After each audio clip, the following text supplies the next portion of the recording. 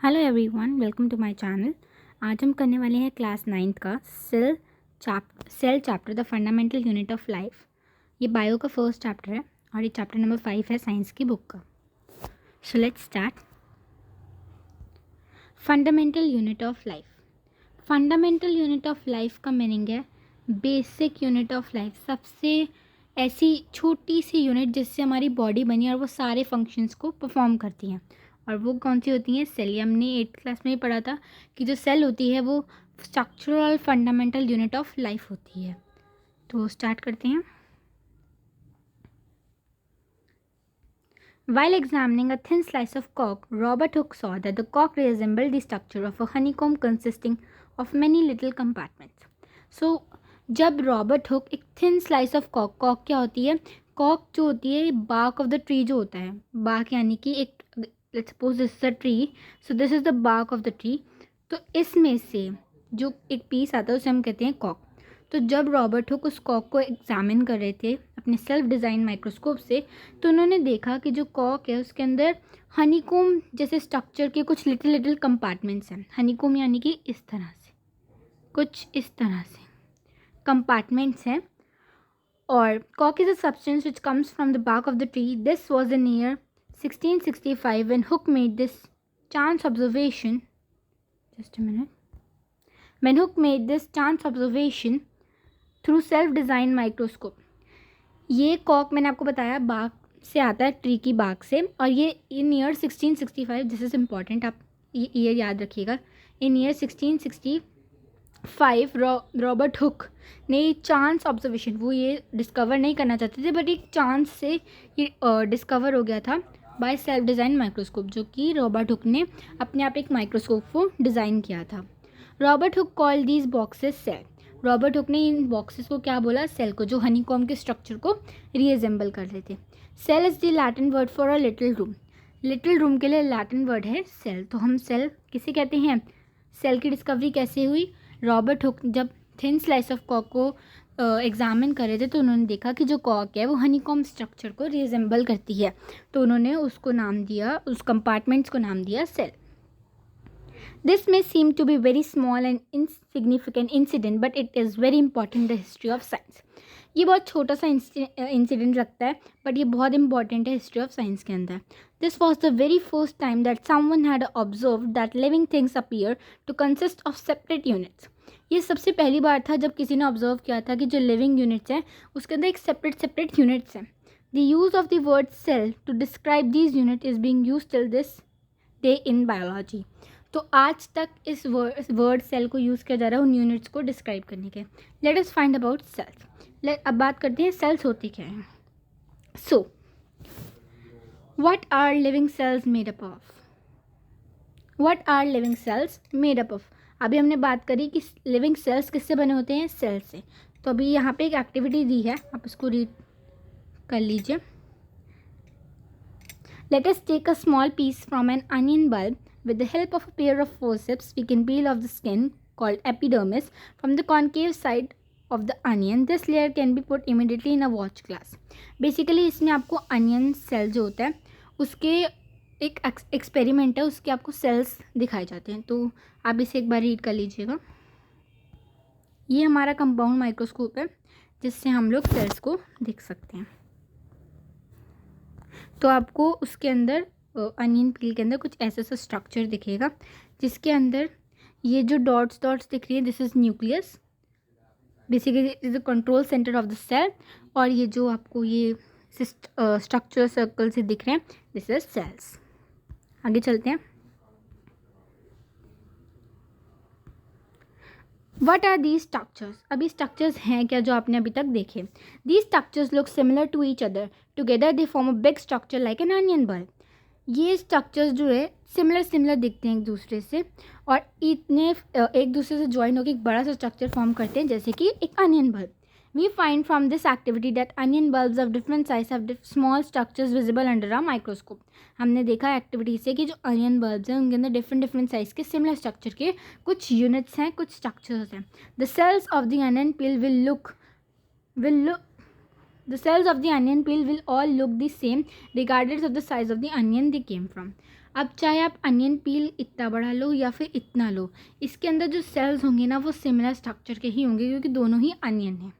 तो उसके साइज़ से कोई फ़र्क नहीं पड़ता, आप अनियन पील क्या ले लो, उसके अंदर जो सेल्स होंगे वो एक जैसे ही होंगे। These small structures that we see are the basic building units of the onion bulb. अब जो हम स्ट्रक्चर्स देख रहे हैं वो बेसिक बिल्डिंग यूनिट्स हैं अनियन बल्ब की, यानी कि उसी से ही ज्वाइन होकर अनियन बल्ब बना है।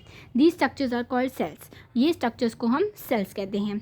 Not only onions but all organisms that we observe around are made up of cells. ना खाली अनियंस बट जितने भी ऑर्गेनिजम्स हम आसपास देखते हैं वो सब सेल से बने हुए हैं।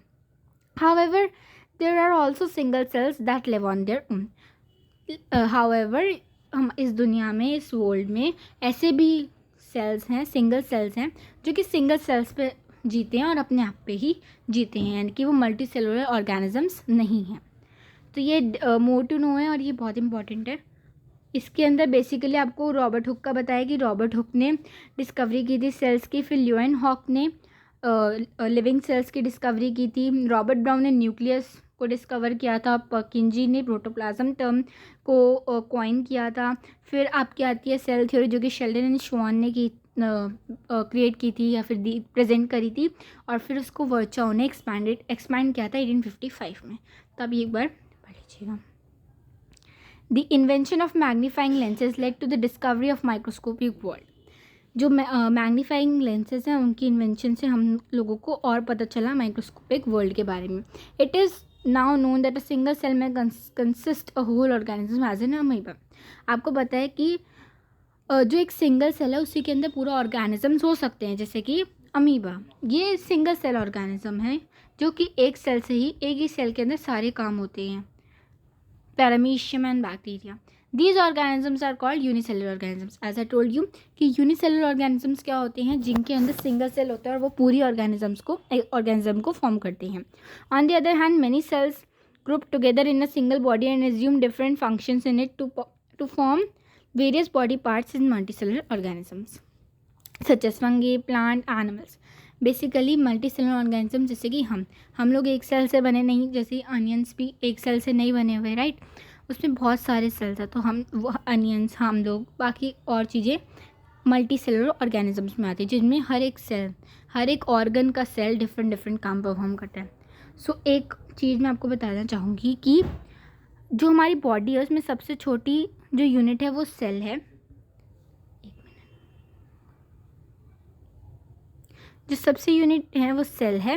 देन सेल के बाद हमारे क्या फॉर्म होते हैं, हमारे फॉर्म होते हैं टिश्यूज़ होते हैं ग्रुप ऑफ सेल्स, ठीक है। Just a minute, tissue form होते हैं। टिश्यूज़ के बाद हमारे फॉर्म होते हैं ऑर्गन्स के बाद organ system, then organ system के बाद फॉर्म होता है एक ऑर्गेनिज्म। तो सबसे बेसिक, सबसे छोटी यूनिट हमारी सेल होती है। Every multi cellular organism has come from a single cell. Cells divide to produce cell on their, all the cells come from pre-existing cells. अब जो मल्टी सेलुलर ऑर्गेनिजम्स होते हैं वो एक सिंगल सेल से स्टार्ट करते हैं डिवाइड होना। सेल्स जो होते हैं डिवाइड करते हैं टू प्रोड्यूस, और सेल्स को प्रोड्यूस करने के लिए अपने जैसे। इसीलिए जो बाकी जो सेल्स होते हैं वो अपने प्री एग्जिस्टिंग सेल्स से आते हैं, कि जो ऑलरेडी एग्जिस्ट कर रहे हैं एनवायरनमेंट में सेल्स, उनसे ही आते हैं। यहाँ पे एक और एक्टिविटी है, ये आप पढ़ लीजिएगा। Some organisms can also have cells of different kinds. Look at the following picture depicts some cells of the human body. तो यहाँ पे कुछ ह्यूमन बॉडी के सेल्स हैं, आप देख सकते हो कि इनकी डिफरेंट शेप्स हैं, जैसे कि this is muscle cell, this is blood cell, this is nerve cell, this is bone cell, sperm, ovum, fat cell. तो ये सारे सेल्स हैं हमारी बॉडी के। The shape and size of cells are related to the specific function they perform. जो shape और size होता है एक सेल का, वो डिपेंड करता है या फिर वो रिलेट करता है स्पेसिफिक फंक्शन जो वो परफॉर्म करते हैं। जो उनका फंक्शन होगा उसके बेसिस पे उनकी शेप होती है। जैसे कि आपको अगर मैं यहाँ पे बताऊँ, देखो नर्व सेल्स का बेसिकली फंक्शन क्या होता है, मैसेजेस को ट्रांसफ़र करना, ट्रांसपोर्ट करना, राइट। तो आप देखो ये कितने लॉन्ग और एलोंगेटेड से हैं, तो इनको मैसेज को आगे ट्रांसफ़र करने में आसानी होती है, right. Blood cells, red blood cells disc shape के होते हैं, गोल से एलोंगेटेड नहीं होते, डिस्क शेप के होते हैं। इनको हमारी ब्लड वेसल से मूव करना होता है, तो ये डिस्क शेप से आसानी से मूव कर पाते हैं। ऐसे ही सबके फंक्शंस के अकॉर्डिंग उनकी शेप्स होती है। Amoeba have changing shapes, amoeba के पास चेंजिंग शेप होती है। In some cases the shell shape could be more or less fixed and peculiar for a particular type of cell. For example, nerve cells have typical shape. I told you, ठीक है, बता दिया मैंने आपको. Each living cells has the capacity to perform certain basic functions that are characteristic of all living forms. हर living cell के पास कुछ कैपेसिटी होती है कुछ बेसिक फंक्शंस को परफॉर्म करने के लिए, जो कि लिविंग फॉर्म्स की करेक्टरिस्टिक होती है. अब ये सेल्स काम कैसे करते हैं? We know that there is a division of labour in multicellular organism such as human beings. हमें पता है कि हमारी मल्टीसेलुलर ऑर्गेनिजम्स जैसे कि ह्यूमंस, उनकी बॉडी के अंदर जो डिवीजन ऑफ लेबर होता है, डिवीजन ऑफ लेबर का मतलब होता है काम, डिवीजन मीन्स डिवाइड, ठीक है. तो जो जितना भी काम होता है वह सब में डिवाइडेड होता है मल्टीसेलुलर ऑर्गेनिजम्स में. इसका मतलब ये है कि जो ह्यूमन बॉडी में है डिफरेंट ऑर्गन्स डिफरेंट फंक्शंस को परफॉर्म करते हैं. जैसे कि हार्ट ब्लड को पंप करता है, स्टमक जो है फूड डाइजेस्ट करता है, ऐसे ही बाकी ऑर्गन्स का अपना अपना काम है. तो जो हमारा डिवीजन ऑफ लेबर यानी कि काम जो है वो सब में डिवाइडेड है, बटा हुआ है. ऐसे ही सिंगल सेल में भी डिवीजन ऑफ लेबर होता है. In fact each cell has got some specific components which is known as cell organelles. Single cell के अंदर सेल ऑर्गेनल्स जो होते हैं उनमें काम बटा हुआ होता है. Each kind of cell organelles perform special function. हर एक cell organelle different special function perform करता है. जैसे कि अभी आप आगे पढ़ेंगे कि एनर्जी रिलीज़ करता है mitochondria, clearing up the waste material के लिए लाइसोसोम्स होते हैं. तो एक सिंगल सेल के अंदर भी डिवीजन ऑफ लेबर होता है. A cell is able to live and perform all this function because of this organelles. अगर ये ऑर्गेनल्स नहीं होंगे तो सेल को हम लिविंग कंसिडर नहीं कर सकते. ये ऑर्गेनल्स टुगेदर एक बेसिक यूनिट को बनाते हैं, कंस्टिट्यूट करते हैं, जिसे हम कहते हैं cell. It is interesting that all cells are found to have the same organelles. ये एक इंटरेस्टिंग बात है कि हर सेल के पास सेम ऑर्गेनल्स होते हैं, no matter what their function is और वट ऑर्गेनिज्म देयर फाउंड है. कोई फ़र्क नहीं पड़ता कि उनका फंक्शन क्या है या कौन से ऑर्गेनिज्म में वो फाउंड करते हैं. हर सेल के अंदर सेम ऑर्गेनल्स प्रेजेंट होते हैं. यहाँ पे कुछ इंटेक्स्ट क्वेश्चंस हैं, तो इसकी वीडियो अलग से आएगी. यहाँ से हम नेक्स्ट वीडियो में करेंगे. आई होप आपको क्लियर हो गया होगा. Thank you so much.